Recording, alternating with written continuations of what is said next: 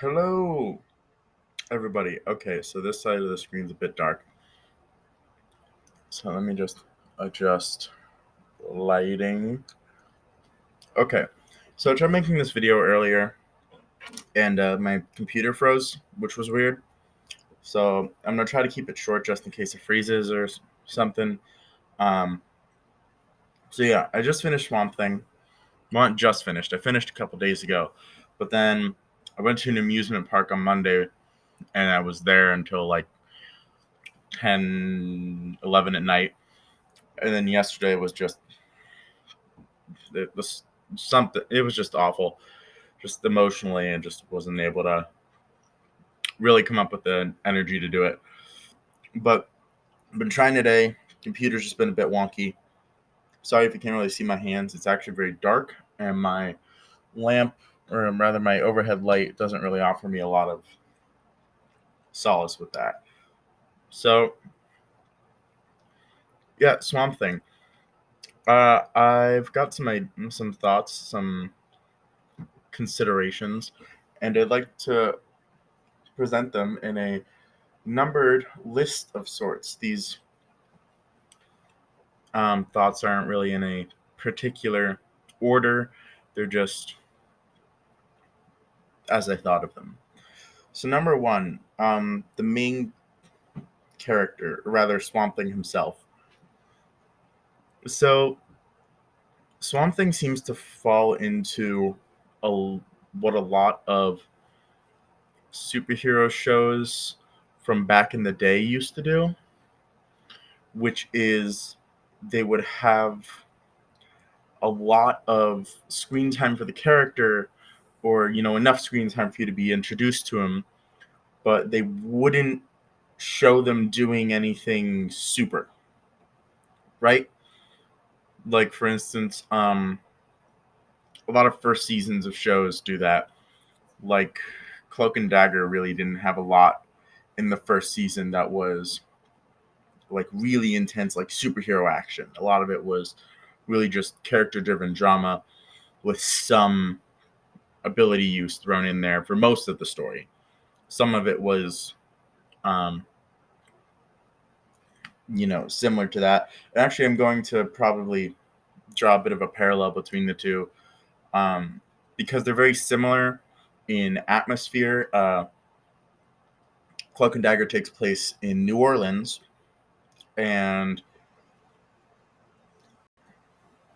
oh god, how did I already forget the name of the show? Swamp Thing takes place in Marais, which I don't think is a real place, but is a fictional town very similar to, like, like a southern, like, Louisiana town, built around the swamp, like, that kind of place.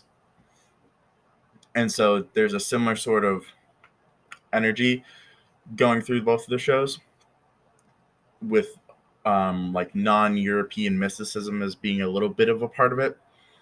Um, like, for instance, uh, Cloak and Dagger relies on a lot of like voodoo stuff, whereas Swamp Thing, I'm chewing gum, by the way, I'm sorry if it's like super noticeable. Whereas Swamp Thing relies a lot on just this general concept of like the magic of nature, and nature as its own sort of separate entity in a sense. And Swamp Thing kind of represents that as a entity made of plants, in essence made of nature.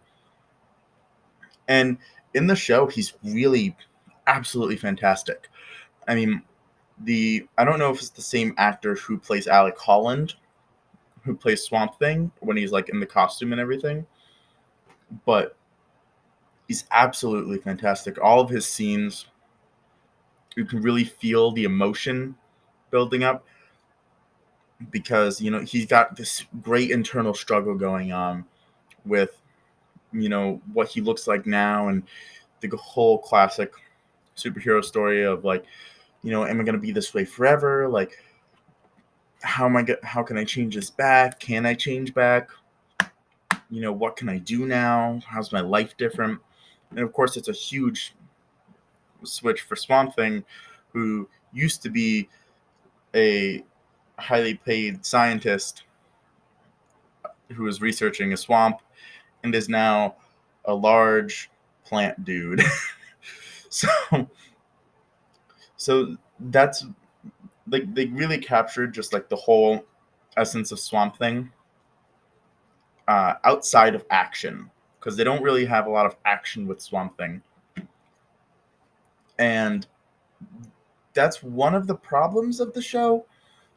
Is that for a show that's based around a superhero character, there's not a lot of superhero based drama. And obviously, Swamp Thing can't really necessarily be completely classified as a superhero because, he doesn't really usually go out of his way to like save people. He's more so on the edge of saving like nature, and he'll save people, but it's more on the he more so like looks after the plants. That's his responsibility, looking after nature and the green. Um, and they don't really do that storyline that much, but that's because of all the executive meddling that happened, which I'll talk about in another point. But yeah, even the effects are good. Like Swamp Thing looks fantastic. He looks like he just walked off the comic panel. Like whoever did the effects for the show needs to be hired more.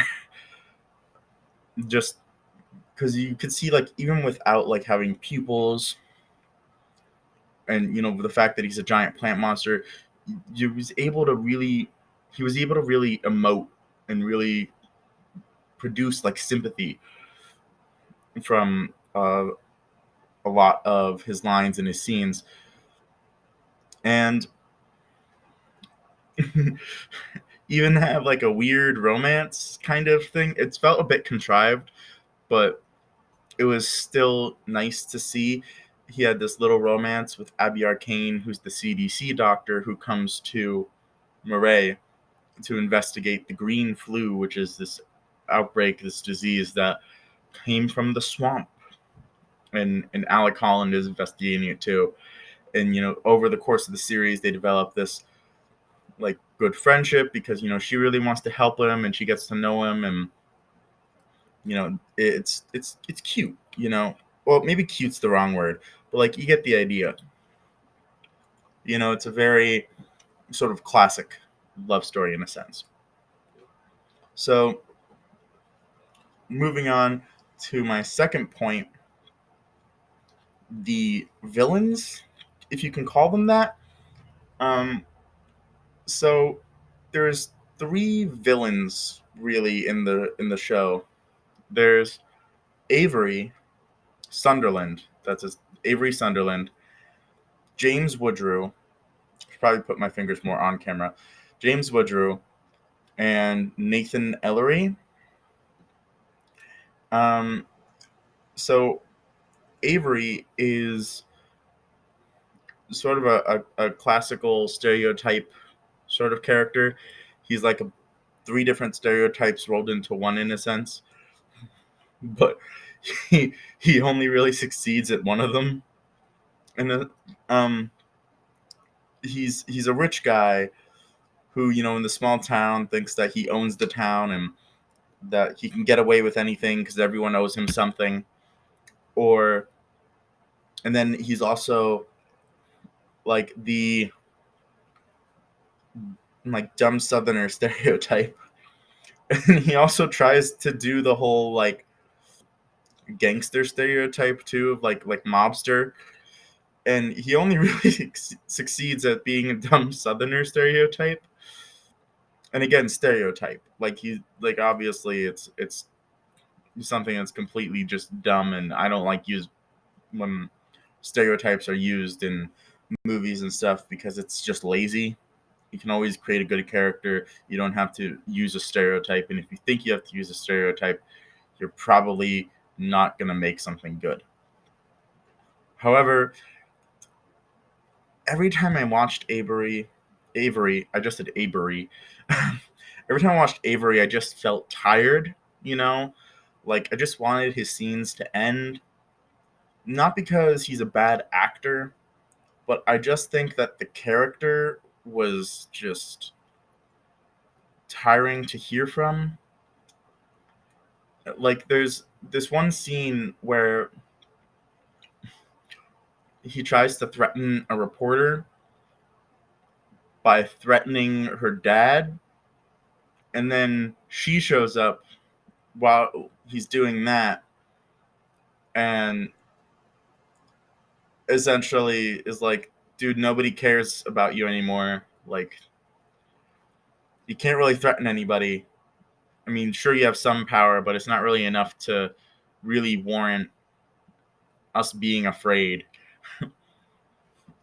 And then later in the episode, like, he kind of proves her point in a sense, and like the point of a lot of the other characters, that like he doesn't really, he's too lazy to even do his own work, his own dirty work. So he sends two guys after the reporter, and she kicks their asses, um, which I thought was like really funny. Um, right up until uh, her friend Daniel, Dan, that guy, right up until he got hit in the head with a crowbar and went into a coma. Cause that, I felt like that was just a sharp turn from that scene. But yeah, he sort of, you get this complete air of just absolute self importance, like as if he's, and it feels like in pretty much every scene he's in, he has to remind the audience that he built this town and that everyone in this town owes him something. He says it at least like once an episode, or he says like almost that exact phrase at least once an episode, and he says some variation of it in each scene he's in. And so he's mainly responsible for the conflict between, well, he's responsible for creating Swamp Thing, because he has Alec Holland killed, and then when Alec Holland is Swamp Thing, if I didn't mention that already, Alec Holland was he had Alec Holland shot while he was on the lake in like the swamp. Well, I guess it would be on the swamp. When he was on the swamp, and then the swamp like absorbed Alec Holland and created Swamp Thing. Like, it took his soul essentially and created Swamp Thing around it. And that's kind of spoilers, by the way. But that would be a really interesting story, like horror wise. But again, I'm gonna go into that later. um, and Avery does nothing of real substance to affect Swamp Thing's life, aside from like at 3 points during the series. Like, he creates Swamp Thing, he gets Swamp Thing kidnapped. Yeah, that's about it actually. And yeah, no, actually that's it. So he's not really even much of a villain in any sense. A lot of the villains are very unfinished. Like, they have these arcs. It's like somebody got to like a step below the climax and then just decided to start climbing back down. Um, that's how a lot of these villains feel. Um, Nathan Ellery is like non-existent really as a villain. He's just kind of occasionally there, past episode like 7, I think, and he's not characterized at all. He's basically just like a representative of the shady investment group / corporation. So he's not really effective to the story as a whole. But the character who is more effective to the story is Jason Woodrue, who is the Abomination kind of character, where you get the sense that he's going to be, because once he's introduced to Swamp Thing's DNA in episode 3, I think, he seems like he gets madly obsessed with it, and he's like, I have to know what it is, because he wants to cure his wife's Alzheimer's, which is a noble goal, but he doesn't care about the rest of humanity. All he wants to do is just cure his wife's Alzheimer's and like fuck the rest of the world, basically. So like he literally says in the episode where he sees Swamp Thing's DNA, um Abby Arcane is like, if I show this to you, you can't tell anybody. You can't tell the world what we found here. And he looks dead-eyed, just straight at her, complete eye contact, like, why would I care about the world? And you're just like, is this, is he gonna be the bad guy? Like, I kind of don't want him to be the bad guy, but like, is he gonna be the bad guy? So in a sense, he's sort of similar to Mr. Freeze, really, because Mr. Freeze's goal is to try to cure his wife, but he kind of went crazy over it, so that's how he became a bad guy. But in a lot of stories, Mr. Freeze isn't all bad. Sometimes he helps, but not like super willingly, usually. But back to the story. So James Woodrow, like, he tests it on Danny, who then starts, like, Danny, who was in a coma. He makes a serum out of Swamp Thing's DNA, and then tests it on Danny, who then starts like smoking, like his like smoke or steam or something starts like flowing off his body, and he starts glowing blue, and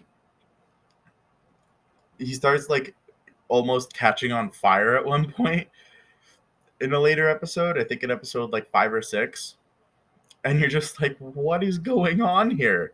Like, what is this?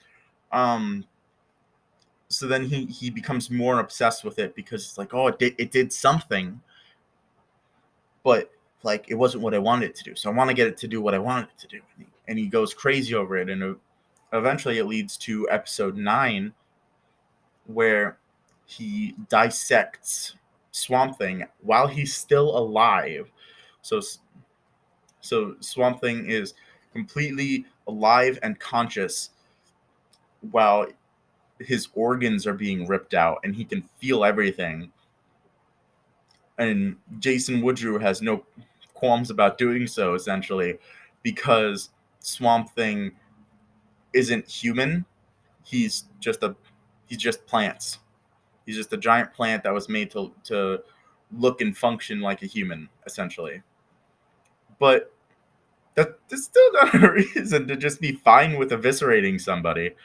But anywho, he takes his brilliant plan is to take the organs that he harvested from Swamp Thing, cook them, and feed them to his wife to cure her Alzheimer's. And that's all fine and dandy, sure. This would make sense, I guess. But he's like, well, I have to test it on myself, because I'm not going to give my wife an untested treatment. So he eats it, and he gets super strength. Like, he eats it, just like a spoonful of it, and he gets super strength, and then starts going like super crazy. And then Abby shows up, and Abby stops him from like doing anything crazy to his wife or anything. And that's that. That's basically the end of the story of the villain. Swamp Thing doesn't fight him. The only time Swamp Thing fights is like 2 times in the series. Once he fights some mercenaries in episode 8, because they're trying to capture him. And again, he fights mercenaries in episode 10, because they're coming after him. Both times he killed a bunch of mercenaries. In episode 10, he kills pretty much all of them except for one. He kills all of them except for Nathan Ellery. who isn't a mercenary. He's just a rich dude. And then before he killed like half of them, I think, or like enough that they wanted revenge, which is why they went after him again in episode 10. So, but before that, Swamp Thing doesn't even kill anything. So you're sitting there waiting. You're expecting like the classic superhero, standoff. You want to see Swamp Thing fight some big dude or fight somebody who's got like different powers or something, but you don't get that. And that brings me to my third point: the executive fuck ups. Um, so, as many people now know, DC and Warner Brothers is trying to move away from the image that Man of Steel and Batman versus Superman and Justice League, all those movies created, which is the whole dark, brooding characters. Because all of those movies were miserable slogs. Like, I didn't mind Man of Steel. Like, I don't like Superman, but I didn't mind Man of Steel. It wasn't a terrible movie. But I remember when I saw Dawn of Justice, I watched it and I was like, how did this happen? How did any of this happen? And you know what? I couldn't think of an answer. I couldn't think of an answer beyond nobody cared. Which actually is a sort of an opposite problem with this, because um because they wanted to move away from this dark image that they had created of like that weird brooding and everything. When they were almost finished with the series, they were like 75% of the way done. It was supposed to be a 13 episode series, but they were on episode 8. They showed it to the executives. The executives didn't like it because it was more of a horror film, or not film, a horror show. Because that's James Wan's specialty. James Wan is the person who directed like The Conjuring and a couple of those other like famous scary movies that have appeared in the past couple of years. But he also directed Aquaman, and I think they hired him because he directed Aquaman, and they didn't expect him to make something good in a sense, because I firmly believe that the cut that they already had and the scripts they already had for the horror version of Swamp Thing were leagues better than this show. Not to say that this version of the show is bad, but more so to say that that version of the show is better. Because one of the things about James Wan is he really has like a sort of vision in a sense. He really knows what like he wants to do, and he's really great at being able to create atmosphere, which is which flows throughout the entirety of the show. Like the show is very lit like a horror movie, and there's a lot of atmosphere in all of the swamp scenes. Like it's a bit foggy and dark no matter like when they're in the swamp. So there's always this weird sort of feeling you get like, oh, maybe there's something like watching them in the darkness, because you never know. And that's sort of like the point, is like the swamp is supposed to feel like mystical in a sense and a bit otherworldly, but scary because there's like this darkness in the swamp that never gets like goes to fruition, by the way, but that's probably because of the horror cut. Um, so they had to reshoot all the episodes they had, and instead of 13 episodes, it got cut down to 10 episodes. And then after the first episode aired, it was announced that the show would be canceled, which is a travesty. Like Swamp Thing is just a absolutely fantastic show. Everything about the show really is great. Aside from Avery Sunderland, who is a train wreck of a character, but it does not deserve. He does absolutely not deserve any of the screen time that he gets. But I digress. So a, a lot of the show you can kind of notice these little cuts because they're not really like a traditional edit in a sense because of the way that like how well it is edited. What you instead get is these great um like what would be the best like turns.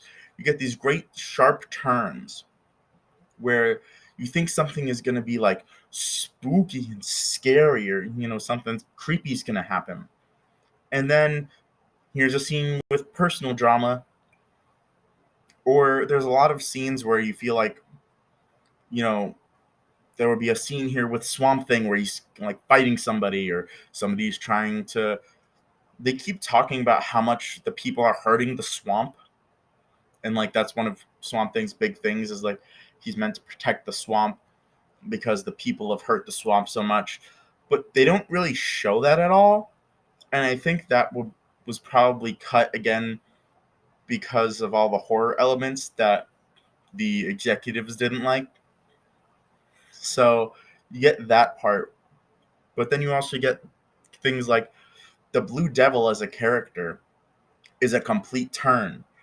Like you think he's going to be interesting, and they keep mentioning him. He keeps coming up, and you're just like, well, why does this guy seem so important? He keeps talking about how he has this destiny and how he's supposed to save somebody, or he's cursed to stay here. All these things that make you really interested in his character, and then it doesn't even pay off until episode 9, where Abby and Liz is the reporter character.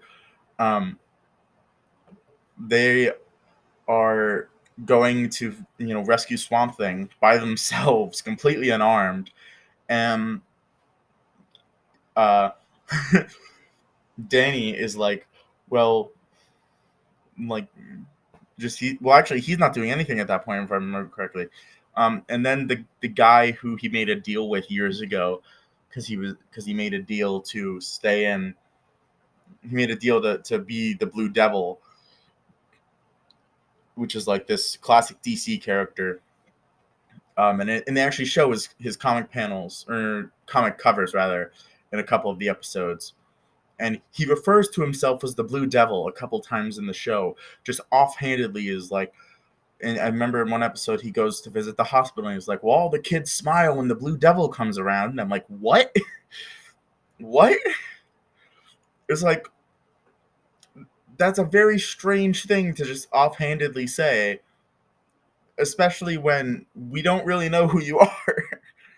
So I feel like a lot of his characterization was probably cut from the show because of the horror elements. Like the only other people who get killed outside of Swamp Thing's storyline, or Swamp Thing's part of the story, is when Blue Devil shows up in episode 9 and kills the mercenaries who were going to kill Abby and Liz.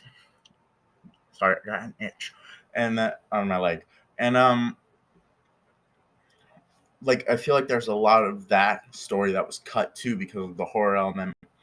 And you can really see it, especially when it comes to a lot of the scenes where he's either by himself, or when he's talking to Liz, because he sort of confides in her a little bit, not too much, but just enough that you feel like there's a relationship that they have, like at least they're decently close friends. At most, they're like somewhat going towards or like a relationship, but none of that really gets completely communicated. It's all just like garbled up mess between him being in a coma and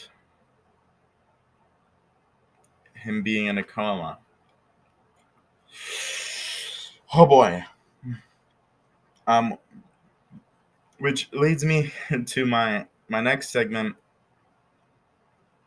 Um, just the cancellation of the show as a whole. So I actually read into it a lot while the show was airing, because there was a lot of information going around. So a lot of people said that the show was canceled because where they were filming, they couldn't fund it or something like that.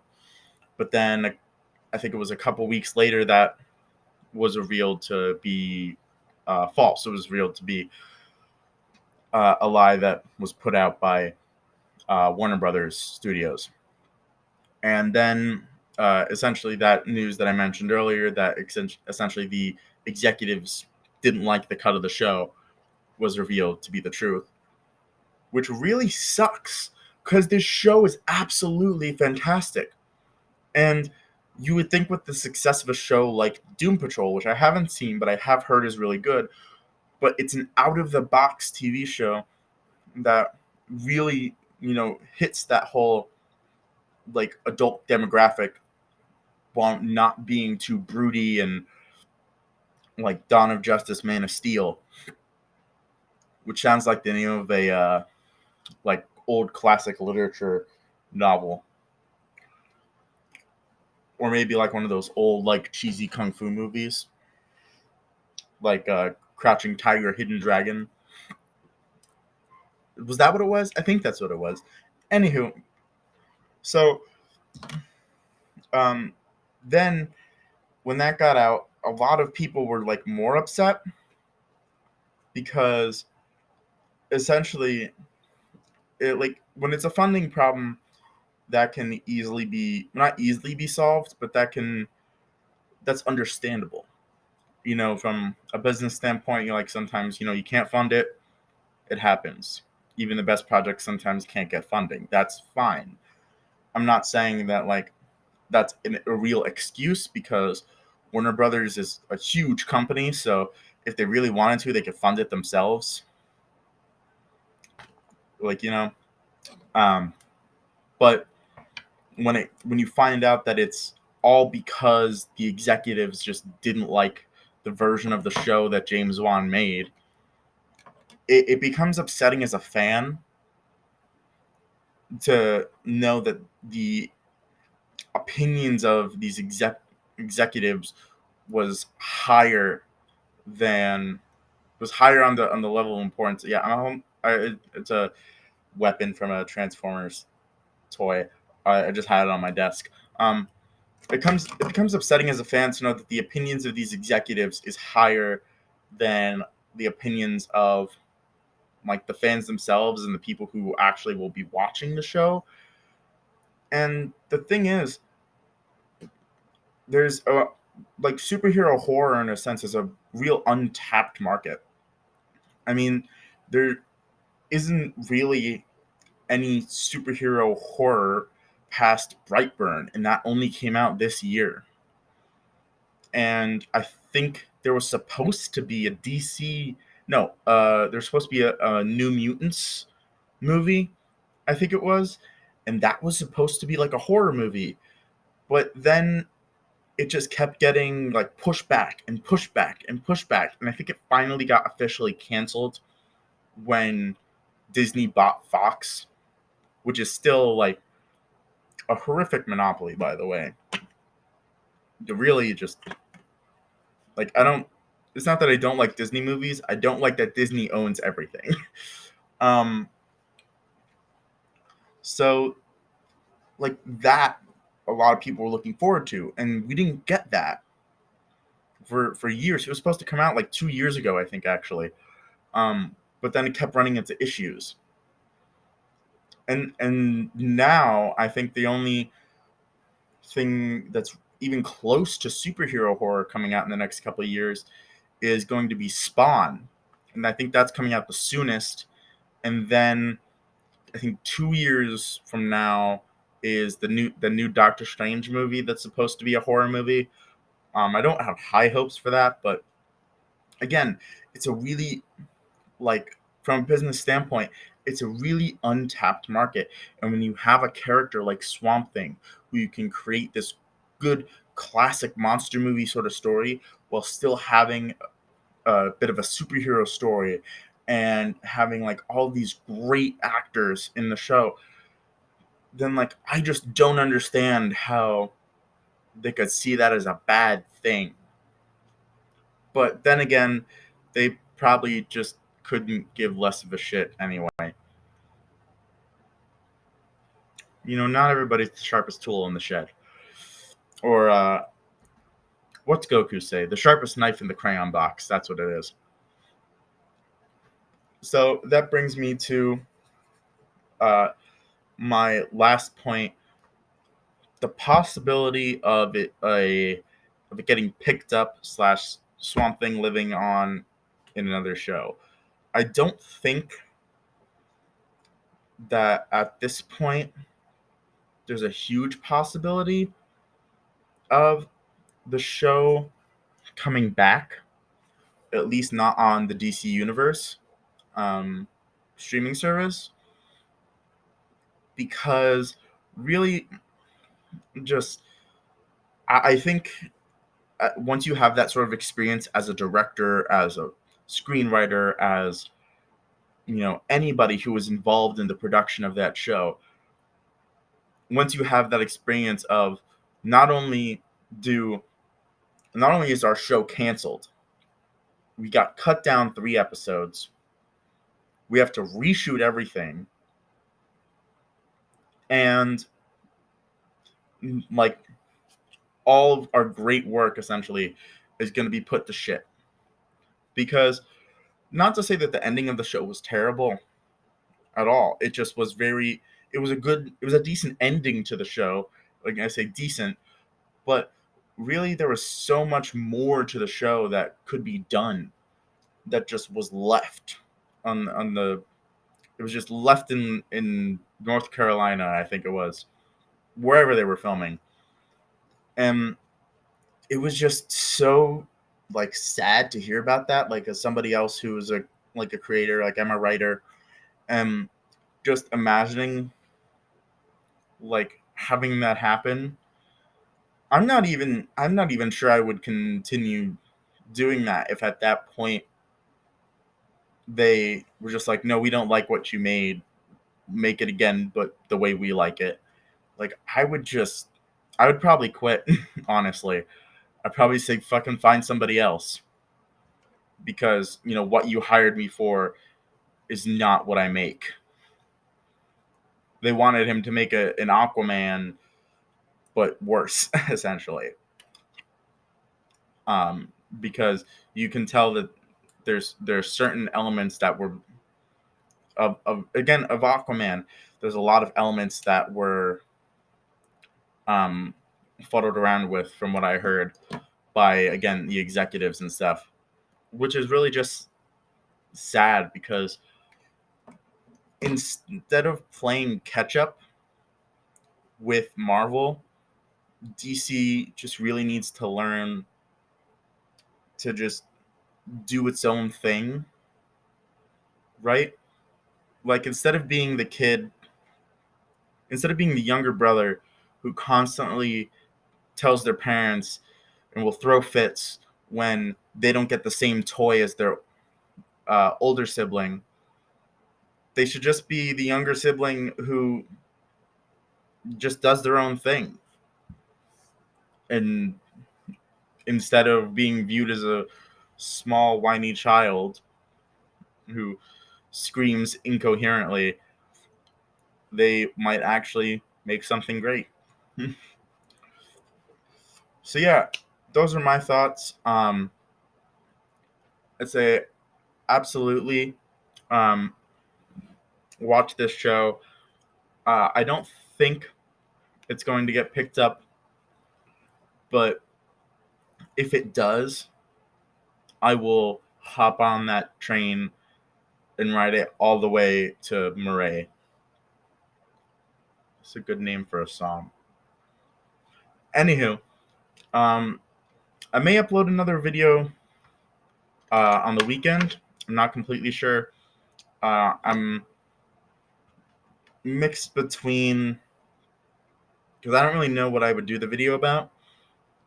I did watch that new show on Netflix, the Wu Assassins, which I found to be incredibly interesting and just a fantastic show as well. I could do a video about that, or I could do a video about scary things to tell in the dark. As a horror fan, I feel like that there's a lot I can really dig into there. But if you find either topic interesting, post your thoughts in the giblets below, or tweet me at my Twitter at the Crimson Fucker. That's Crimson with an E. And just tell me your thoughts on the video, or what you think I should cover next. Should I cover Scary Stories to Tell in the Dark? Should I cover maybe Brightburn? I still haven't really seen that, actually. I should probably check that out, because I'm a huge fan of superhero stuff, if you couldn't tell. And yeah, or maybe I can do another video about this show and just go a bit more in depth. I just didn't want to make my video super long like I did last time, but I see I'm already failing at that, watching the number tick up and up and up. Okay, so follow me on Twitter at the Crimson Fucker. That's Crimson with an E. I'm gonna post this link to Facebook, so all of my Facebook friends will be able to see it. And yeah, if you like this video, thumbs up, subscribe, and I'll catch you guys next time. Bye-bye.